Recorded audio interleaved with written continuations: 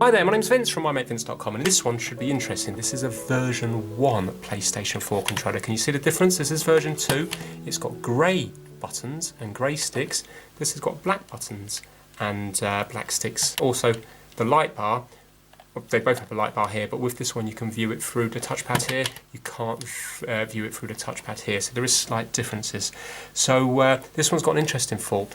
When I plug it into the PlayStation, it does absolutely nothing. When I plug it into my little laptop, it comes up with USB not recognised, no charging light comes on, and more interestingly, it gets very, very, very hot. So I left it plugged in for about 5 minutes, thinking it might just need battery charging up a bit. When I felt it, I was like, whoa, you know, that was really, really warm. So I'm hoping there's going to be some interesting short in that. There you go, USB device not recognised. Yeah, and see how long it takes to get. Well, do you know what? Let's not see how long it takes to get hot. You just have to take my word for it that it did get hot. So let's take it apart, and it might become obvious when we have it apart what's wrong with it.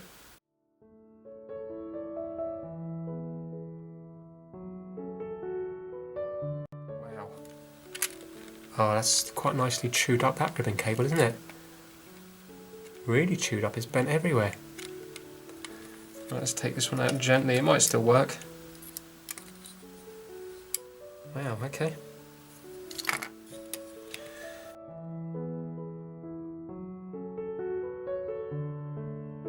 I'm just going to unsolder the wires. They're in the same orientation as the last one.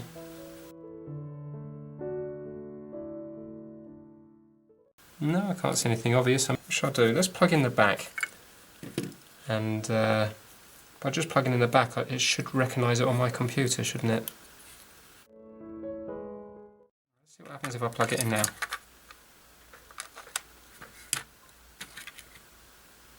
Ah, so it recognises it. Right, so it recognises it now as a wireless controller. So there's something causing it to short, so it's either going to be the battery or something on this up here.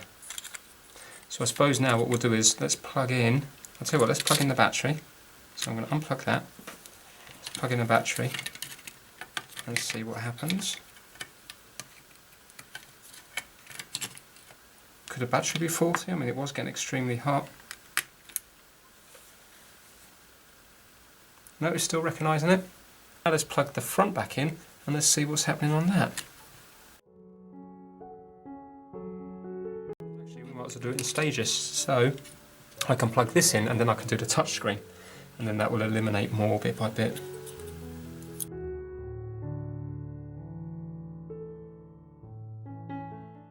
That's working. That appears to be okay. I'm wondering now, should I have just pressed reset, because there's a reset button on the very back here. I wonder whether it just needed a reset. Can you see just here? This is a fault with the touch thing up here.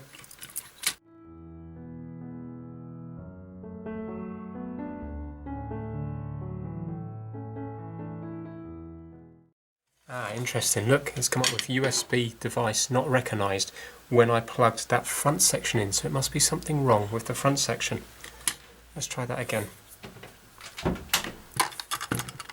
Right, so watch this bottom corner here.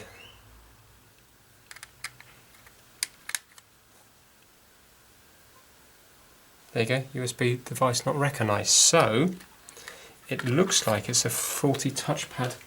And now let's have a look at this front part and let's see what's happening with it. See if we can work out why it's not working. Got a nice little bend there, and look, it's partially out. Could that be it? In fact, it's just partially out.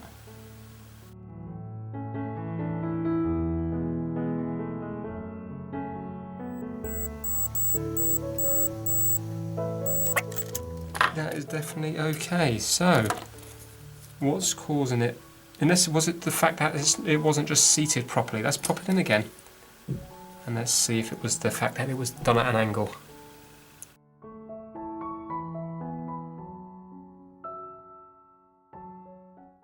It still says USB device not recognised. So now I'm going to unplug this again. I'll tell you what, let's unplug it from this side. Oh, just felt it getting very hot.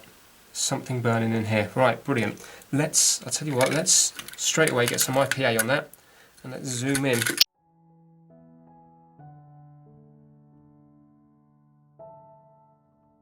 Okay, so let's go over these ones here. Right, so it's coming from this area here. Let's go over here.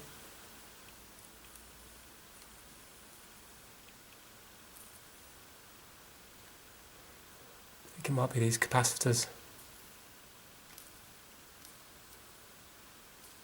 Do you know what? Let's get my microscope set up, because then we can zoom right in and see. Right, so here we are, zoomed right in. Now let's plug it in again. This has by far been the most interesting fault on this job lot here. Let's see where it's burning off.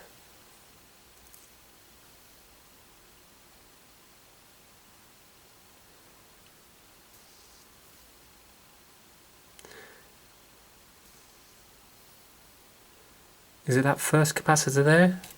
That first one on the right? Can't tell. I'm going to pour loads on.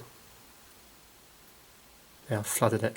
It's that one there, isn't it? Look, can you see it? Just straight away goes off. Look, as soon as I cover it. It looks like it's going the chip. It looks like the chip's doing it, but it's not. It's this capacitor on the right-hand side. So I presume that must be completely short into ground. So let's unplug again. Right. So now, what would be a ground? Would this be a ground here? Let's go to this one here. See. No. Right, hopefully that might that be a ground? No, maybe not. It might be just on the same track. Where would the ground be here, I wonder?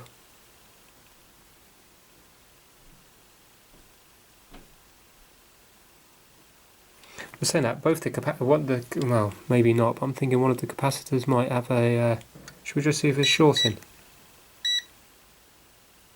No. No. I wonder maybe if the capacitor's okay, but there's something on the chip causing this to short.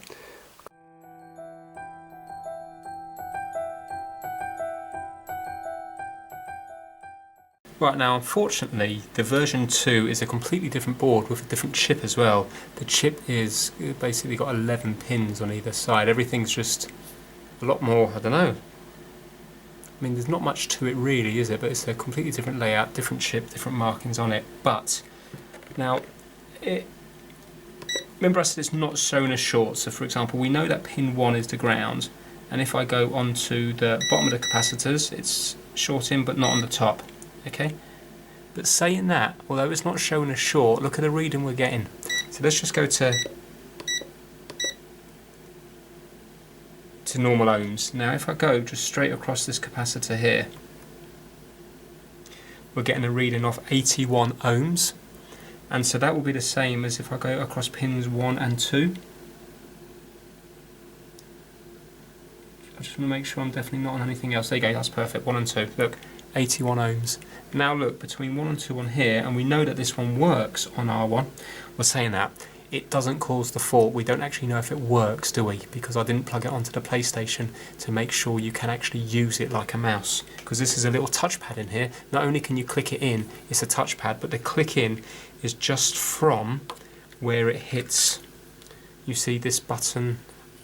Yes, this one here, isn't it? Yeah. So it's where it hits that button in, so that's not relevant. So basically all this is like a touchpad. But if I go across the pins 1 and 2 here, can you see we're getting a reading, oops, which much more resistance. So in other words, on this faulty board it's almost a short, but this is 3.7 mega ohms or mega ohms. Do you know what? Let's get some hot air on this. Let's first of all take off the capacitor, just in case it is a faulty capacitor, because that is the thing that's heating up. I'm thinking it's probably going to be more to do with the chip itself, but let's just do that to begin with. Okay, so I'm going to take out the ribbon cable, otherwise that's just going to get melted on me. Now let's get a tiny bit of flux and pop off that capacitor.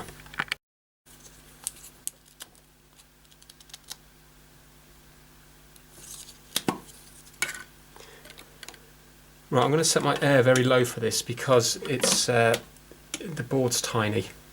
So I'm just going to go to 350. And I'm going to set my airflow just to 2 out of 8, I think, because this is so thin. I'm hoping it's just going to come off real easy.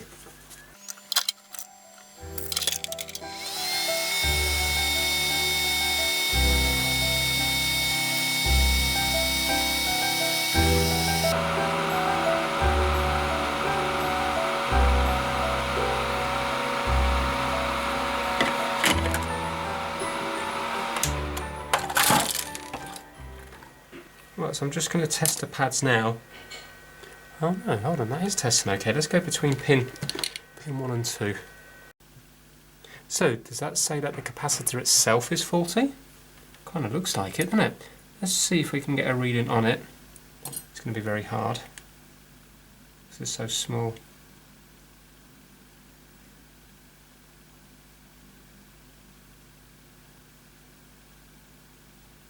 Excellent, look. 86 ohms. So it's the capacitor that's faulty, isn't it? Okay. 86 ohms. So, although it's not a direct short, that doesn't look right. So now, how would I know what I need to replace that with? Do you know what? I did buy some S&D capacitors, but they haven't come in yet. How would I know what that one is? See, this is where I don't know, do I? Because unless you've got the schematics of it, you're not going to know. And I haven't got another one just to swap over. But I'm pretty sure that is going to be the problem. Do you know what? I could put it back together, couldn't I? Just to see. So I'm going to put this in a carrier bag so I don't lose it. Sorry, a sealable bag. But I could put it back together. Maybe only certain functions will not work and not the whole thing. Maybe there will be some kind of life to it. And then we definitely know it is the capacitor. But to me, that capacitor, that's acting more like a resistor, isn't it?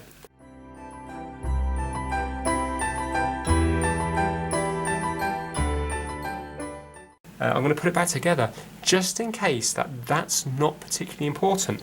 I mean, I don't know. I know they can you can use them for filtering out, I think for smoothing out signals. So maybe it won't be as smooth, or it might be jittery, or it might not work whatsoever. I really don't know, but it definitely is another capacitor. Let me just look for my eye loop. That's in parallel with it. So I'm thinking, why did they put 2 capacitors in? Let me just double check that. Why did they put 2 in? Why didn't they just put 1 in off a higher capacitance? So that goes to there.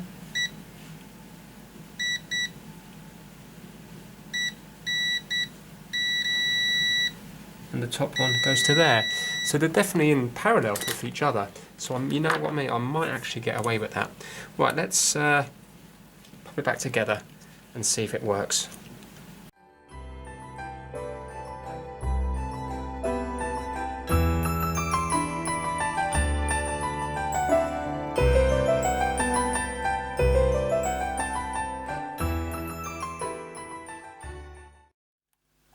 Right, okay, all the buttons work, but that doesn't necessarily mean that this is going to work. Right, unbelievably, it's still working. Look, there you go, and motion controls work as well. Yeah, but I'm so happy that that is working. And look, when we press it in, you can see I've just typed in my mate Vince. So let's just delete some of that, and let's go to INCE down to search. So what a lovely little fix. So out of that whole job lot, I've only had to spend £1.75 on those 3 ribbon cables. I won't do a revisit on that because you see how easy it is to do. I did buy 2 batteries for the part 2 version, but I didn't actually need to use them because I managed to revive the batteries that were in there. So yeah, what a nice, easy fix on the whole lot of them on the job lot. I really enjoyed that. Hopefully you did too. If you did, please give it a thumbs up. And yeah, I'll definitely do some more PlayStation 4 controllers in the future. Thanks so much for watching. Take care. Bye now.